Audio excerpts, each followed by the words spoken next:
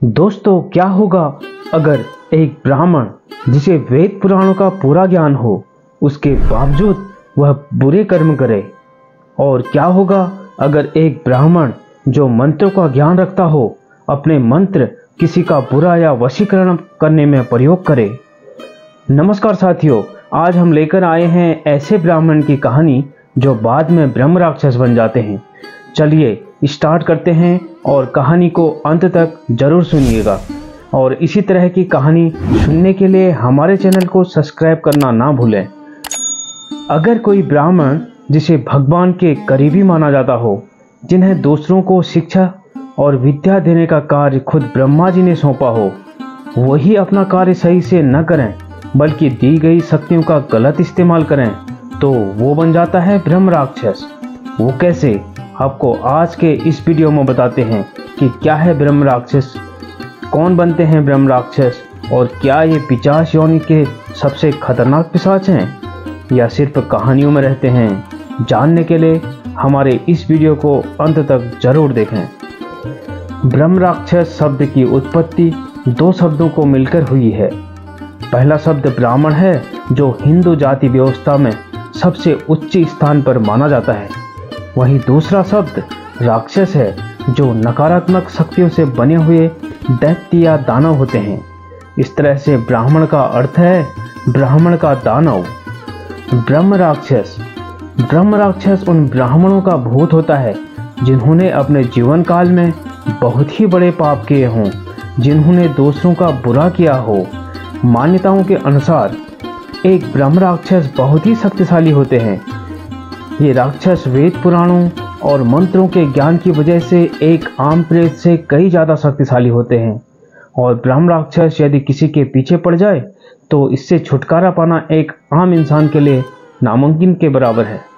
लेकिन वहीं अगर ब्रह्म राक्षस किसी इंसान से प्रसन्न हो जाए तो वह इंसान के जीवन में धन की बौछार कर देते हैं और उन्हें एक देवता की तरह वरदान भी देते हैं। इसलिए कई सारी जगहों पर, खास तौर पर केवल ब्रह्म राक्षस के लिए बनाए हुए मंदिर भी हैं, जहां उनकी मूर्तियां रखी गई हैं और लोग दूर दूर से आकर उनकी पूजा करते हैं और उन्हें प्रसन्न करने की कोशिश करते हैं, ताकि ब्रह्म राक्षस उनसे प्रसन्न होकर उनकी सारी इच्छाएं पूरी कर दे। जो भी उन्हें भेंट के तौर पर मिलता, वह उन वस्तुओं को कभी भी दूसरे ब्राह्मण को नहीं देते थे। मृत्यु के बाद उनकी आत्माएं ब्रह्म राक्षस बन गई। भूख और प्यास से उनकी आत्मा भटकती रही और अंत में एक पीपल के वृक्ष पर वास करने लगी और ब्रह्म राक्षस बन गई। वहीं शिव पुराण में भी ब्रह्म राक्षस का जिक्र किया गया है, जहां कुछ बुरी प्रवृत्ति के ब्राह्मणों को ऐसा श्राप दिया गया है कि जो ब्राह्मण जन्म से लालच से भरे होंगे, वे हमेशा गरीब रहेंगे और मौद्रिक उपहार प्राप्त करने के लिए हमेशा उत्सुक रहेंगे। वे ऐसे लोगों का धन स्वीकार करेंगे जो कि दान देने योग्य या उनके अपात्र होंगे, इसलिए वह नरक में जरूर गिरेंगे। हे दक्ष, और उनमें से कुछ ब्रह्मवादी राक्षस बन जाएंगे। वहीं अन्य पुराणों में भी ब्रह्म राक्षस के होने का जिक्र है। चलिए अब आपको बताते हैं कि किन लोगों को ब्रह्म राक्षस सताते हैं। अगर कोई व्यक्ति पीपल के पेड़ को काट देता है तो उस व्यक्ति का ब्रह्म राक्षस सताना शुरू करते हैं, क्योंकि ऐसा माना जाता है कि ब्रह्म राक्षस अक्सर ज़्यादातर पीपल के पेड़ों में ही निवास करते हैं। इसके अलावा कई बार लोगों को अचानक ही जमीन में गाड़ा हुआ धन मिल जाता है। ऐसा माना जाता है कि जमीन में गड़े हुए खजानों की रखवाली ब्रह्म राक्षस ही करते हैं। तो कई बार लोगों को ब्रह्म राक्षस इस वजह से भी प्रभावित करते हैं, उन्हें सताते हैं।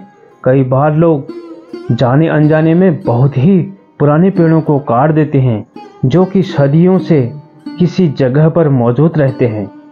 ऐसा माना जाता है कि ज़्यादा से ज़्यादा पुराने पेड़ों को नहीं काटना चाहिए, क्योंकि उनमें ब्रह्म राक्षसों का निवास हो सकता है।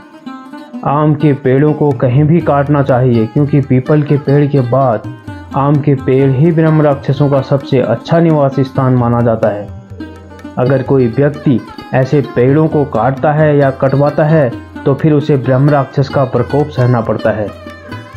बहुत से तंत्र विद्या में माहिर तांत्रिक और अघोरी दूसरे लोगों के कहने पर या फिर खुद के किसी निजी स्वार्थ पर अपनी तंत्र विद्या का इस्तेमाल करके ब्रह्म राक्षस को आपके घर में प्रवेश करवा सकता है या फिर किसी खास व्यक्ति पर उसका प्रभाव डालने के लिए भेज सकता है। यदि कोई व्यक्ति ब्रह्म राक्षस के प्रकोप का शिकार बनता है तो उससे छुटकारा पाना मुश्किल हो जाता है। हिंदू धर्म ग्रंथ की माने तो ये ब्रह्म राक्षस बहुत ही शक्तिशाली आत्मा होने के साथ साथ ये कई तरह की दूसरी शक्तियों के मालिक भी होते हैं। ब्रह्म राक्षस को सिर्फ कुछ चुनिंदा लोग या किसी शक्तिशाली राशि में जन्म लिया व्यक्ति ही मार सकता है और उन्हें मुक्ति दे सकता है। गीता में ब्रह्म राक्षस की मुक्ति का मार्ग बड़ा ही आसान बताया गया है।